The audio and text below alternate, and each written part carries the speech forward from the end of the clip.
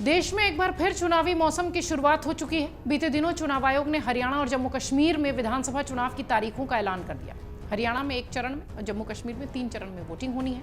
हरियाणा में फिलहाल बीजेपी की सरकार है, कुछ निर्दलियों के समर्थन के साथ। 2019 में हुए विधानसभा चुनाव के बाद राज्य की सियासत बहुत कुछ बदल गई। चुनाव के बाद दुष्यंत चौटाला की पार्टी जननायक जनता पार्टी ने बीजेपी के साथ गठबंधन किया था, जो अब नहीं है। हालांकि 2024 लोकसभा चुनाव से पहले ये गठबंधन क्यों टूटा, किस तरह का विवाद आया, इसके लिए बहुत स्पष्ट जानकारी नहीं मिली। इससे पहले बीजेपी ने राज्य में नेतृत्व परिवर्तन भी कर दिया। सरकार को अविश्वास प्रस्ताव का सामना करना पड़ा। बीते 5 सालों में हरियाणा वो नहीं रहा जो कि पिछले चुनाव में था। बीते 5 सालों में जमकर सियासी उठापटक हरियाणा ने देखी। 2019 के विधानसभा चुनाव में सत्ताधारी बीजेपी बहुमत के आंकड़े से दूर रह गई। 90 सदस्यों वाली विधानसभा में बहुमत के लिए 46 सीटों की जरूरत थी।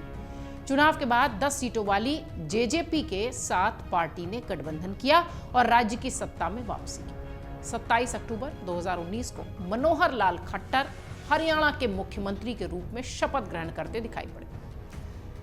इस शपथ ग्रहण और इस सरकार के किंग मेकर बने दुष्यंत चौटाला उप मुख्यमंत्री पद की शपथ लेते दिखाई पड़े। 2019 के चुनाव के 1.5 साल भी नहीं हुए थे कि तत्कालीन मनोहर लाल सरकार की अग्नि परीक्षा शुरू हो गई।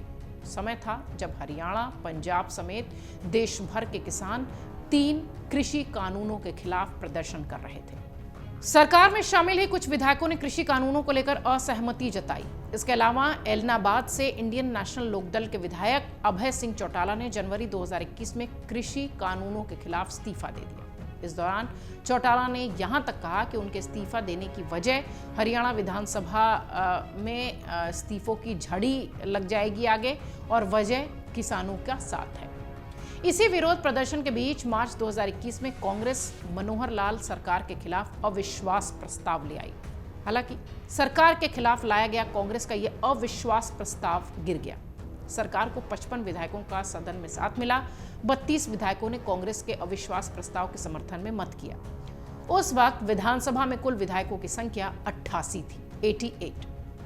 अविश्वास प्रस्ताव पर 6 घंटे की लंबी चर्चा के दौरान तत्कालीन मुख्यमंत्री मनोहर लाल खट्टर और पूर्व सीएम भूपिंदर सिंह हुड्डा के बीच वार पलटवार सदन में देखने मिला था।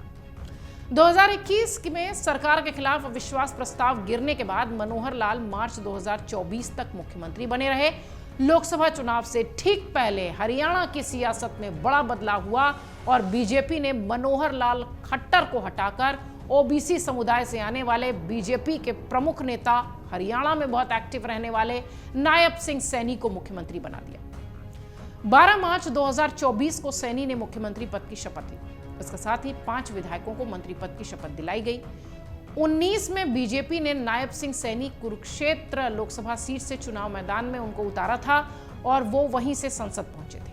बीजेपी ने सैनी को 2023 में प्रदेश बीजेपी के अध्यक्ष पद की भी जिम्मेदारी दी थी, यानी ये नोन फेस थे, जाना हुआ चेहरा थे। उधर राज्य में नेतृत्व परिवर्तन के बाद बीजेपी ने मनोहर लाल खट्टर को लोकसभा चुनाव के लिए उम्मीदवार बना दिया। 14 मार्च को बीजेपी ने 72 उम्मीदवारों की सूची जारी की, जिसमें कि मनोहर लाल खट्टर करनाल से चुनाव लड़ते दिखाई पड़े। 25 मई को हरियाणा की 10 लोकसभा सीटों और 1 उपचुनाव सीट के लिए वोट डाले गए। जब 4 जून को नतीजे आए तो मुकाबला कांटे का दिखा। लोकसभा में बीजेपी और कांग्रेस को 5-5 सीटें मिली। करनाल विधानसभा उपचुनाव में बीजेपी की जीत हुई। 2019 के लोकसभा चुनाव में बीजेपी ने सभी 10 सीटें जीत ली थी, लेकिन इस बार आंकड़ा आधा हो गया। 2019 के विधानसभा चुनाव के बाद राज्य में 4 बार बाय इलेक्शंस हुए। 2 बीजेपी ने जीते, एक कांग्रेस और 1 आईएनएलडी के पास सीट गई। उपचुनाव में पार्टी का प्रदर्शन अगर देखें तो 2020 में बड़ौदा सीट से कांग्रेस के विधायक श्री कृष्ण हुड्डा के निधन के बाद यहां उपचुनाव हुए थे। नवंबर 2020 में आए नतीजे में कांग्रेस के इंदुराज नरवाल ने बीजेपी के पहलवान योगेश्वर दत्त को हरा दिया था।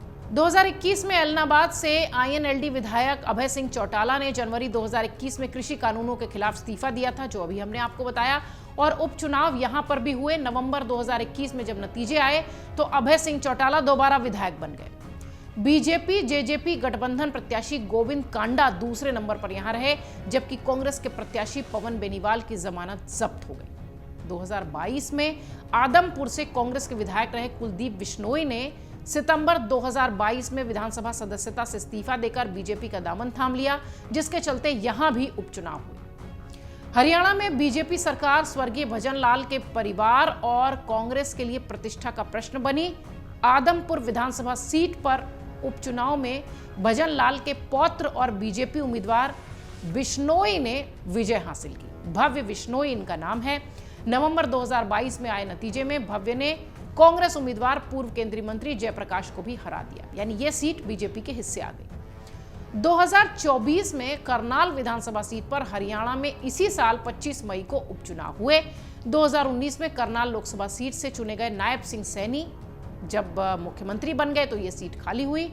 मुख्यमंत्री बने रहने के 6 महीने के अंदर हरियाणा विधानसभा के सदस्य होना जरूरी होने जैसी बात थी, इसलिए लोकसभा चुनाव के साथ हुए करनाल विधानसभा सीट पर उपचुनाव में बीजेपी के प्रत्याशी और सीएम नायब सिंह सैनी जीत दर्ज करके विधायक बन गए। उन्होंने कांग्रेस के तरलोचन सिंह को हराया था। अभी इस वक्त हरियाणा का जो समीकरण है वो कहता है कि किस तरीके की स्थिति इस वक्त है और कौन मजबूत और कौन कमजोर दिख रहा है। हालांकि राजनीतिक विश्लेषक ये मानते हैं कि जो कांटे का मुकाबला है वो कांग्रेस बीजेपी के बीच में ही हरियाणा के चुनाव में भी दिखाई पड़ेगा। चुनाव आयोग ने 16 अगस्त को जम्मू कश्मीर के साथ हरियाणा में भी विधानसभा चुनाव की तारीखों का ऐलान कर दिया है। आप सब जानते हैं एक चरण में यहाँ वोटिंग होनी है। 4 अक्टूबर को रिजल्ट आएगा, 5 सितंबर को अधिसूचना जारी होगी। नामांकन की आखिरी तारीख 12 सितंबर होने वाली है और मतदान 1 अक्टूबर को होंगे। 2019 की तरह ही इस बार मुख्य मुकाबला बीजेपी और कांग्रेस के बीच है। जैसा कि हमने कहा, राजनीतिक विश्लेषक भी यही मानते हैं कि यही दो पार्टियां मजबूती से यहां दिखाई पड़ेंगी। हालांकि हरियाणा का मुकाबला आम आदमी पार्टी की एंट्री से भी दिलचस्प हुआ है। 2019 के विधानसभा चुनाव में 10 सीटें जीतने वाली जेजेपी और आईएनएलडी जैसी पार्टियां भी चुनाव में बड़ी भूमिका निभा सकती हैं, यानी क्षेत्रीय पार्टियों की मदद से हो सकता हो इस बार भी सरकार बने। बीजेपी के मुख्यमंत्री नायब सिंह सैनी के चेहरे पर ही चुनाव लड़ा जा रहा है। कांग्रेस की ओर से भूपेंद्र सिंह हुड्डा पार्टी का सबसे बड़ा चेहरा है, दावा कर रहे हैं कि हम वापसी करेंगे। जेजेपी के लिए दुष्यंत चौटाला इस बार किंग मेकर से किंग बनने की कोशिश करेंगे। आईएनएलडी के अभय चौटाला पार्टी का पुराना जनाधार वापस लाने की कोशिश करेंगे। ओवरऑल अगर मिलाकर देखा जाए तो हरियाणा का चुनाव बहुत जबरदस्त इस बार होने वाला है। आम आदमी पार्टी की एंट्री से मामला त्रिशंकु जैसा भी कई सीटों पर दिखाई पड़ेगा। आम आदमी पार्टी जो इस वक्त मजबूत होना चाहती है हरियाणा में, हालांकि उसके लिए चुनौती इस लिहाज से भी होगी कि अरविंद केजरीवाल जेल के भीतर हैं। आने वाले दिनों में अरविंद केजरीवाल के केस पर भी सुनवाई होनी है। हरियाणा के लिहाज से आम आदमी पार्टी मजबूत दिखाई पड़ रही है। अरविंद केजरीवाल की पत्नी भी चुनावी मैदान में उतरेंगी। इन सब के बीच अगर देखा जाए तो हरियाणा में जिस तरह का अभी तक का सियासी पूरा सिनेरियो रहा है, परिदृश्य रहा है, उससे ऐसा लगता है कि इस बार का विधानसभा चुनाव बहुत दिलचस्प होने वाला है। अगर आप ये वीडियो YouTube पर देख रहे हैं तो हमारे चैनल को सब्सक्राइब करें और बेल आइकन को दबाना ना भूलें। अगर आप Facebook पर ये वीडियो देख रहे हैं तो हमारे पेज को लाइक करें।